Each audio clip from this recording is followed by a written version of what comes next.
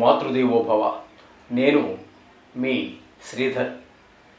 నా నెంబరు 9295909819. అయితే ఇప్పుడు మనము మే నెల 2025 సంవత్సరం గోచార ఫలితాలు 12 రాసుల వారికి ఏ విధంగా ఉన్నాయనేది తెలుసుకునే ప్రయత్నం చేద్దాం. ముందుగా గోచారం ఇది అన్ని రాసుల వారికి వర్తిస్తుందండి. ఇది ఇక్కడ ఏ రాసులలో ఏ గ్రహాలు సంచరిస్తూ ఉన్నాయి, ఎప్పటి వరకు సంచరిస్తున్నాయి, ఎప్పటి నుంచి అనేటువంటిది ముందుగా తెలుసుకునేటటువంటి ప్రయత్నం చేద్దాం. ముందుగా రవి తీసుకున్నట్టయితే 14 తారీఖు 5వ నెల 2025 నుండి వృషభంలో ప్రవేశిస్తారు. దీన్ని వృషభ సంక్రమణం అంటారు. అంటే 1వ తారీఖు నుండి 13వ తారీఖు వరకు మీకు మేషంలో సంచారం జరుగుతున్నది. తదుపరి 14వ తారీఖు 5/5/2025 నుండి వృషభంలో సంచారం చేస్తున్నారు. అంటే ఇక్కడ రవి యొక్క సంచారం కనుక మనం తీసుకున్నట్టయితే జన్మంలోనూ ద్వితీయంలోనూ సంచారం జరుగుతోంది. ఇక కుజుని యొక్క సంచారం కనుక మనం తీసుకున్నట్టయితే కర్కాటకంలో జరుగుతోంది. మేషరాశి వారికి 4వ స్థానంలో సంచారం జరుగుతున్నది.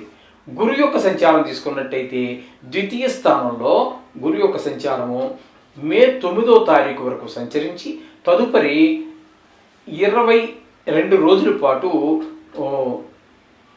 మిథునంలో సంచారం జరుగుతూ ఉంటుందండి. ఇకపోతే కేతు యొక్క సంచారం తీసుకున్నట్టయితే 6వ స్థానంలో ఉన్నటువంటి కేతు కొద్ది రోజులు మాత్రమే, అంటే 16వ తారీఖు వరకు మాత్రం 5వ నెల మే నెల 16వ తారీఖు వరకు ఉంటారు. తదుపరి ఆయన ఎప్పుడు వక్రగమనం కాబట్టి ఆయన 5వ స్థానంలో ప్రవేశిస్తారు. తదుపరి మేషరాశి వారికి వ్యయస్థానంలో శని, శుక్ర, బుధ, రాహు 4 గ్రహాల యొక్క సంచారం జరుగుతున్నది. అయితే ఇక్కడ వ్యయస్థానంలో తీసుకున్నట్టయితే శుక్ర భగవానుడి యొక్క సంచారం అంతా కూడా నెల మొత్తం మే నెలంతా కూడా మేషరాశి వారికి వ్యయస్థానంలోనే సంచారం జరుగుతున్నది. ఇకపోతే శని భగవానుడి యొక్క సంచారం కనుక మనం తీసుకున్నట్టయితే శని భగవానుడు నెలంతా కూడా మీనరాశిలోనే సంచారం చేస్తూ ఉన్నారు. తద్వారా మనకేమర్థమవుతుందంటే ఈ మేషరాశి వారికి ఏలినాటి శని జరుగుతున్నదని అర్థమవుతున్నది. ఇకపోతే బుధుడు ఒక్క 3 రోజులు మాత్రము మీనంలో సంచారం చేస్తున్నారు. తదుపరి 28 రోజులు కూడా మేషరాశిలోనే సంచారం చేస్తూ ఉన్నారు. ఇక రాహు కనుక మనం తీసుకున్నట్టయితే రాహు సంచారం 16వ తారీఖు వరకు మీనంలో అంటే వ్యయ స్థానంలో సంచారం చేస్తున్నారు. తదుపరి వక్రగతి కారణంగా వారు కుంభరాశిలో ప్రవేశిస్తూ ఉన్నారు. అంటే మేషరాశి వారికి 11వ స్థానంలో సంచారం జరుగుతుందండి. అయితే ఇప్పుడు సంచారం గురించి చెప్పుకున్నాం. మకర రాశి వారికి మే నెల 2025 గోచార ఫలితాలు ఏ విధంగా ఉన్నాయనేది సశాస్త్రీయమైన పద్ధతిలో తెలుసుకునేటువంటి ప్రయత్నం చేద్దాము. మకర రాశి వారికి తృతీయ ద్వితీయ స్థానాల్లో రాహుగ్రహ సంచారం జరుగుతోంది. ఎందుకనంటే మొదట తృతీయమే చెప్పుకోవాలి, తర్వాతే ద్వితీయం చెప్పుకోవాలి. కారణం ఏంటంటే మొదట వీరు ఉన్నటువంటి తృతీయ స్థానమైనటువంటి మీనంలో ఉన్నారు. అక్కడ 16వ తారీఖు వరకు ఉంటారు. తదుపరి 15 రోజుల పాటు ద్వితీయ స్థానంలో, ఎందుకంటే వారిది వక్రగతి కారణం, వక్రగతిగా నడుస్తూ ఉంటారు కాబట్టి ఇక్కడ 3లోంచి 2లోకి వస్తున్నారు. అందుచేత మొట్టమొదటి 3 చెప్పుకోవాలి. 3లోకి సంచరించేటటువంటి 16వ తారీఖు వరకు, మే 1 నుంచి 16వ తారీఖు వరకు చాలా చక్కటి ఫలితాలన్నీ కలగజేస్తారు. అందరి యొక్క ఇంట బయట వృత్తి ఉద్యోగాలలో వ్యాపారాల్లో ఎవరెవరు ఏ వృత్తులు చేస్తారో వారు ఆయా వృత్తుల్లో రాణించే అవకాశము, ఆదాయం పెంచుకునేటటువంటి అవకాశము, అందరు సహాయ సహకారాలు పొందగలిగేటువంటి అవకాశం కూడా మనకి ఈ రాహు తృతీయ స్థాన సంచారం వల్ల కలుగుతూ ఉంటుంది.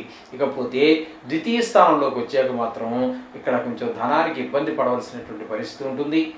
అలాగే కుటుంబంలో కూడా కొంత అశాంతి నెలకొనే అవకాశం ఉంటుంది. మాటలో కొంచెం కఠినత్వం పెరుగుతుంది. తద్వారా ఇంట్లో వాళ్ళు కావచ్చు, బయట వాళ్ళు కావచ్చు, మాటలో కఠినత్వం పెరిగితే ఎదరు వాళ్ళు కొంచెం బాధపడతారు. బాధపడిన వాళ్ళు ఇంట్లో వాళ్ళు అయితే ఓర్చుకుంటారు, కావాల్సిన వాళ్ళు పై వాళ్ళు అయితే వాళ్ళు రివర్స్ అయితే మళ్ళీ వాళ్ళు మనం ఒక మాట అంటే వాళ్ళు 3 మాటలు అనేటువంటి అవకాశం ఉంటుంది. కాబట్టి ఈ సెకండ్ హాఫ్ అంతా కూడా ఆ రాహు యొక్క ప్రభావం వల్ల కొంచెం మీరు జాగ్రత్తగా నోరు అదుపులో పెట్టుకోవటము, మితభాషిత్వము మృదు భాషిత్వం నేర్చుకున్నట్టయితే చాలా వరకు దీన్ని మనం నియంత్రించుకోగలుగుతాము.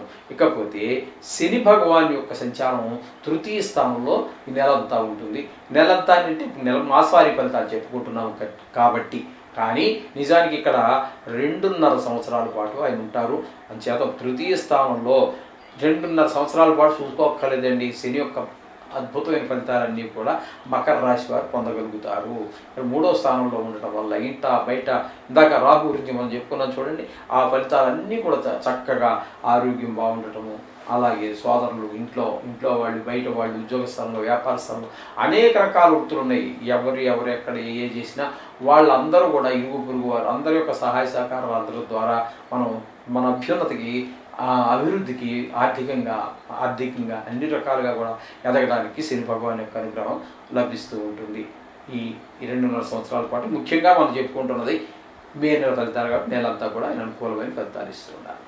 అట్లాగే తృతీయ స్థానంలో శుక్రుని యొక్క సంచారం కూడా ఇది కూడా చాలా శుభప్రదమైనటువంటి ఫలితాలు. ఇప్పుడు మనం శని ఏవైతే చెప్పుకున్నామో అన్నీ ఇస్తూ ఇంకా ఇవి కాకుండా ఇంకా మనకి లలిత కళల్లో అంటే సంగీతంలో, సాహిత్యంలో, నృత్యంలో, చిత్రలేఖనంలో ఇత్యాది అనేక రకాలైనటువంటి లలిత కళలు ఉన్నాయి. వాటిని వృత్తిగా చేసుకున్నటువంటి వారికి, ప్రవృత్తిగా చేసుకున్నటువంటి వారికి కూడా చాలా ఒక మెట్టు ఎక్కడానికి అవకాశం కల్పిస్తారు. అలాగే షేర్ మార్కెట్లో పెట్టుబడి పెట్టేటువంటి వారికి కూడా చాలా మంచిది. అలాగే సినిమా రంగంలోని వారికి, టీవీ రంగంలో వారికి, సోషల్ మీడియాలో ఉన్నటువంటి వారికి కూడా శుక్ర భగవాన్ యొక్క అనుగ్రహం వల్ల కొంత స్థాయి పెరిగే అవకాశం చాలా బాగుంటుంది. ఆర్థికంగాను బాగుంటుంది, సామాజికంగాను కూడా అతనికి స్థాయి పెరిగే అవకాశం శుక్ర భగవాన్ యొక్క అనుగ్రహం వల్ల కలుగుతుంది. ఇకపోతే తృతీయ స్థానంలో బుధుని యొక్క సంచారం 3 రోజులు ఉంటుంది. ఆ 3 రోజులు అనుకూలమైన ఫలితాలు ఇవ్వడం, కానీ 3 రోజులు ఎందుకు పెట్టేయండి, మిగతా నెలంతా కూడా చతుర్థ స్థానంలో సంచారం కాబట్టి చతుర్థంలో బుధుని యొక్క సంచారం చాలా శుభప్రదమైనటువంటి ఫలితాలన్నీ ఇస్తూ ఉంటాడు. అమ్మగారితో మనకు అనుబంధం పెరుగుతుంది, విద్య పెరుగుతుంది, విద్యలో బాగా రాణిస్తారు, భూమి, గృహము, వాహనం, స్వభావం ఇవన్నీ కూడా చాలా చక్కగా ఉంటాయి. మంచి తెలివితేటలు కూడా బాగా రాణించేటువంటి అవకాశం బుధుడి వల్ల కలుగుతుంది ఈ మకర రాశి వారికి. ఇకపోతే రవి యొక్క సంచారం తీసుకున్నట్టయితే 4, 5 స్థానాలలో అంటే మేష, వృషభాలలో రవి యొక్క సంచారం జరుగుతోంది. 4, 5 స్థానాలలో రవి యొక్క సంచారం 2 స్థానాలలోనూ కూడా మంచి ఫలితంలో ఇవ్వజాలదు. 5వ స్థానంలో ఉన్నప్పుడు అంటే 15 రోజులు ఇక్కడ 15 రోజులు అక్కడ ఉన్నారు పాక్షికంగా. అంచేత 4వ స్థానంలో ఉన్నప్పుడు సుఖాలు ఏవి పొందజాలము. 5వ స్థానంలోకి వచ్చాక పిల్లల చదువు మీద, ఆరోగ్యం మీద దెబ్బలు తగిలించుకోవటం ఇట్లాంటి వాటి మీద కొంచెం రవి యొక్క సంచారం అశుభప్రదమైనటువంటి ఫలితాలు ఇస్తూ ఉంటుంది. ఇకపోతే గురువు యొక్క సంచారం తీసుకుంటే 5, 6 స్థానాలలో గురువు యొక్క సంచారం జరుగుతోందండి. 5, 6 స్థానాల్లో 5వ స్థానంలో ఉన్నప్పుడు చాలా మంచిది. పిల్లలు చదువులో బాగా రాణించగలుగుతారు, మంచి స్నేహాలు చేయగలుగుతారు, మంచి మార్పులతోటి, మంచి చదువు మీద శ్రద్ధతోటి ఈ విధంగా పిల్లలు పెరగడానికి గురువు సహాయ సహకారాలు అందిస్తూ ఉంటారు. తదుపరి 9వ తారీఖు వరకు తదుపరి నెలంతా కూడా 6వ స్థానంలో సంచారం చేస్తూ ఉన్నారు. ఈ 6వ స్థానంలో మాత్రం మనకి అక్కడ కొంచెం ఇబ్బంది ఏంటంటే కొంచెం డబ్బులకి ఇబ్బంది పడే అవకాశం ఉంటుంది, అనారోగ్యాలు పాలయ్యే అవకాశం ఉంటుంది, అపకీర్తి, విచారం ఇవన్నీ కూడా 6వ స్థానంలో ఉన్నప్పుడు గురువు మనకి కలగజేసి అంటే మకర రాశి వారికి మనకని కాదు మకర రాశి వారికి కలగజేస్తూ ఉంటాడు. ఈ విధమైన ఫలితాలన్నీ ఉంటాయి. ఇకపోతే 7వ స్థానంలో కుజుని యొక్క సంచారం ఇది భార్యాభర్తల మధ్యన కొంచెం ఎడబాటుకు కానివ్వండి, గొడవలకు కానివ్వండి కారణమవుతూ ఉంటాడు. అలాగే ఎవరితోటైనా మనం భాగస్వామ్యంలో వ్యాపారం ఏదో చేస్తూ ఉన్నట్టయితే వారి మధ్యన కూడా కొంత సుహృద్భావం ఉండదండి. వీరి ఆలోచన వేరు, వారి ఆలోచన వేరుగా ఉండే అవకాశం ఉంటుంది. ఇకపోతే 9వ, 8వ స్థానాల్లో కేతుగ్రహం యొక్క సంచారం జరుగుతుందండి. కేతుగ్రహ సంచారము 9లో కానీ 8లో కానీ 2 స్థానాలలోనూ కూడా శుభప్రదమైన ఫలితాలను ఇవ్వజాలదు. 9వ స్థానంలో ఉన్నప్పుడు తండ్రి గారి ఆరోగ్యం బాగలేకపోవటం, అలాగే వాహన సౌఖ్యం లేకపోవటం, ఈ దైవభక్తి కొంచెం సన్నగిలటం ఇటువంటివన్నీ ఫలితాలు కలిగితే 8వ స్థానంలో కనుక ఉన్నప్పుడు కొంచెం ఆయువు మీద దెబ్బకొట్టే అవకాశం కూడా ఉంటుంది. కొంతమందికి రాజదండన అంటే శిక్షలు పడే అవకాశం ఉంటుంది, ప్రిజనింగ్ లాంటివి. అలాగే కొంతమంది హఠాన్మరణం పాలయ్యే అవకాశం ఉంటుంది, ధన నష్టం కలిగే అవకాశం ఉంటుంది, అందరితోటి గొడవలు వచ్చేటువంటి అవకాశం ఉంటుంది. ఈ రకమైన కొన్ని చోట్ల అవమానాలు, పరాభవాలు అన్నీ చవి చూడవలసి ఉంటుంది. ఈ విధంగా అష్టమ స్థానంలో అంటే సింహరాశిలో ఆయన సంచరించే కాలం అంతా 15 రోజుల పాటు, అంటే 17వ తారీఖు నుంచి నెలాఖరు వరకు అక్కడ ఈ విధమైన ఫలితాలన్నీ కేతుగ్రహ సంచారం వల్ల జరుగుతున్నాయి. ఈ విధమైన ఫలితాలన్నీ ఉన్నాయి. ఇక్కడ మీరు ఏంటంటే ఎన్ని జరిగినప్పటికీ కూడా ఈ సరస్వతి పుష్కరాలకి, ఈ హనుమత్ జయంతికి మీరు అటెండ్ అయినట్టయితే అన్ని సకల శుభాలు. హనుమత్ జయంతి అంటే హనుమంతుని గురించి మనకి చెప్పేది ఏంటంటే పెద్దవాళ్ళు అసాధ్యాన్ని సుసాధ్యం చేసేటటువంటి వారు ఆంజనేయ స్వామి అని చెప్తారు. పుష్కరాల గురించి మళ్ళీ మీకు నేను ప్రత్యేకించి చెప్పాల్సింది లేదు. సకల దేవతలు కూడా ఆ 12 రోజులు ఆ నదిలోనే ఆవహించి అక్కడే ఉంటారు.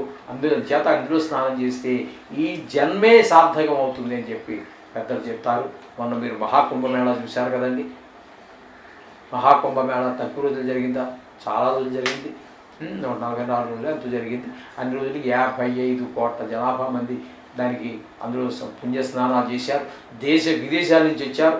ఈ 12 రోజులు జరగబోయే ఈ సరస్వతి పుష్కరాలకు కూడా దేశ విదేశాల నుంచి వస్తారు. ఒక రోజు మన యొక్క సనాతన ధర్మం దినదినాభివృద్ధి చెందుతూ ఉంది, పరిణమిల్లుతూ ఉన్నది. అలాగే ఎక్కడి నుంచో వచ్చే వాళ్ళకి సరే దగ్గరలో ఉన్నటువంటి ఇదే దేశంలో పుణ్యభూమిలో పుట్టినటువంటి మనము ఈ యొక్క సదవకాశాన్ని ఎందుకు వినియోగించుకోకూడదు?